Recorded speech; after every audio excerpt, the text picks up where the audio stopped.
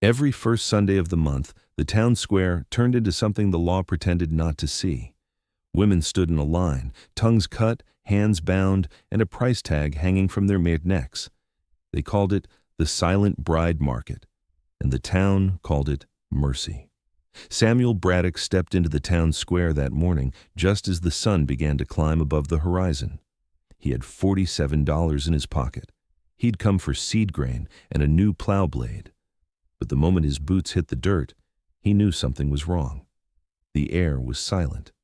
Dead silent. Townspeople had gathered around the square, but no one was talking. Only footsteps, the clatter of hooves on stone, and the occasional snort of a horse broke the quiet. When Samuel looked up, he saw a wooden platform, and on that platform, women, 5 women, all young, all Apache, barefoot, dresses torn, hair tangled, but the worst part, the tags around their sore necks, white cardboard, black ink, number 5, number 7, number 9, number 11, number 13. Samuel's heart pounded in his chest. This was a human market. The man standing in front of the platform adjusted his wide-brimmed hat and began to speak in a loud, clear voice. His tone was calm, almost polite, as if he were selling flour. Ladies and gentlemen, welcome. Today we are offering 5 quality silent brides, all young, healthy, and trained. With their tongues removed, they will never argue, complain, or make noise. They are perfect wives. Samuel's stomach turned. This was a nightmare. But when he looked around, no one seemed disturbed. Women, children, old men, everyone stood as if they'd come to a Sunday market. The auctioneer continued. Number 5, 19 years old, strong arms, suitable for field work, starting bid $20. A man raised his hand. 25, 30, another shouted. Samuel stood frozen. This couldn't be real, but it was, and worse, no one was stopping it. Within minutes, number 5 sold for $38. The man grabbed her by the arm and pulled her off the platform. She didn't resist. She just lowered her head and walked in silence. Then came number 7, then number 11. Each sold for between $30 and $50. And each time, Samuel's rage grew a little stronger. Finally, the auctioneer reached number 9. Number 9, 21 years old, virgin, untrained but obedient, starting bid $15. Samuel looked at the girl's face. She was different from the others. There was no fear in her eyes, only a deep, burned-out sadness, as if she had already died, and only her body remained standing. $20, a man shouted. 25, another added. Samuel's hand clenched into a fist. He shouldn't do this. This wasn't his fight. He was just a rancher. He'd come to buy seed. But he looked at the girl's eyes again, and in that moment, something broke inside him. $47, Samuel's voice echoed across the square. Everyone turned. The auctioneer frowned. Did you say 47? Yes, $47. Everything I have. A silence fell. Then the auctioneer smiled. Sold.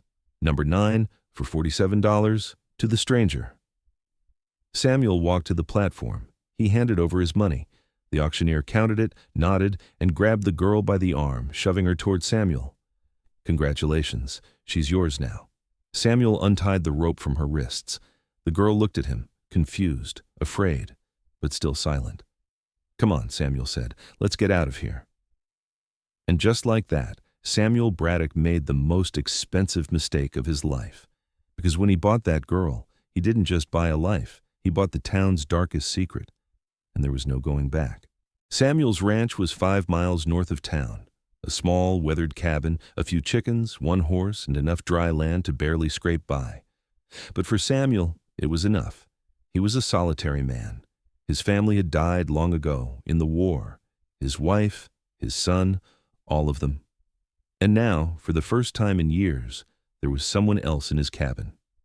The girl sat in the corner of the room, hands in her lap, head down. Samuel offered her a cup of water. She took it, but her eyes never left him, as if Samuel might attack her at any moment. You don't have to be afraid, Samuel said. I'm not going to hurt you. The girl didn't respond. She couldn't. She had no tongue. Samuel took a deep breath. I don't know your name, but I'd like to give you one. I want to call you Maya. Is that okay? The girl nodded slowly. All right, Maya. This is your home now. You can live however you want. I won't force you to do anything. Agreed? Maya looked into Samuel's face, and for the first time, instead of fear, he saw confusion in her eyes. That night, Samuel slept outside. He left Maya alone in the cabin, because he knew she needed trust, and trust took time. But Samuel didn't know one thing. Maya was watching him, through the crack in the window, and for the first time in years, a small spark of hope flickered inside her. Days passed. Maya slowly began to settle into the cabin. In the mornings, she prepared Samuel's coffee. In the afternoons, she worked in the garden. In the evenings, she sat by the fire. She still didn't speak. She couldn't, but she no longer ran from Samuel. One evening, Samuel gave her paper and a pencil. "Maybe you'd like to write," he said, "things you can't say." Maya took the pencil, and slowly she began to draw. She didn't know English, but she drew pictures, a cabin, a fire, 2 people. Samuel smiled. "Yes, U.S., you and me." Maya nodded, and for the first time she smiled faintly. But that night there was a knock on Samuel's door. Samuel grabbed his rifle and opened the door. 3 men stood outside. He recognized the auctioneer at the front. "Samuel Braddock," the auctioneer said, "we've come to see you." "What do you want?" "We want the girl back." Samuel's face turned to stone. "She was sold." "To me." "Yes, but you broke the rules." "What rules?" The auctioneer smiled, a cold, merciless smile. "Silent brides are never freed. You freed her. That's against the agreement." "What agreement? I didn't sign anything."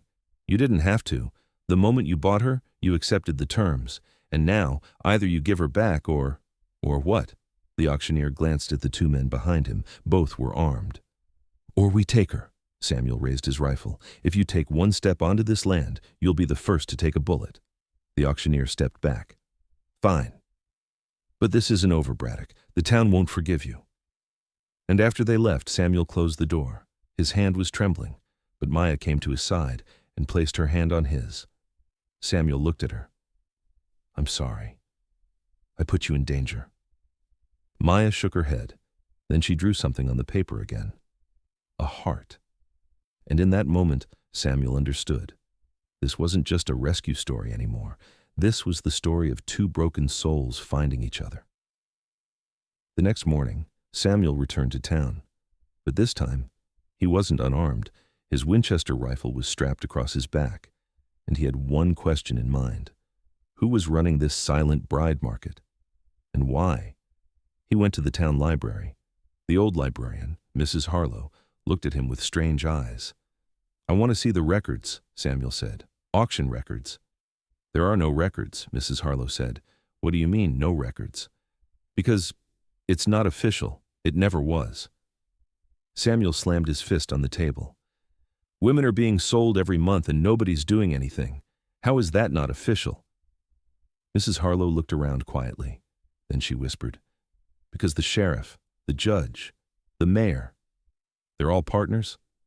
They run this operation. And anyone who speaks out disappears." Samuel's blood ran cold. "How many have disappeared?" 3. In the last 2 years. All newcomers, all bought a girl.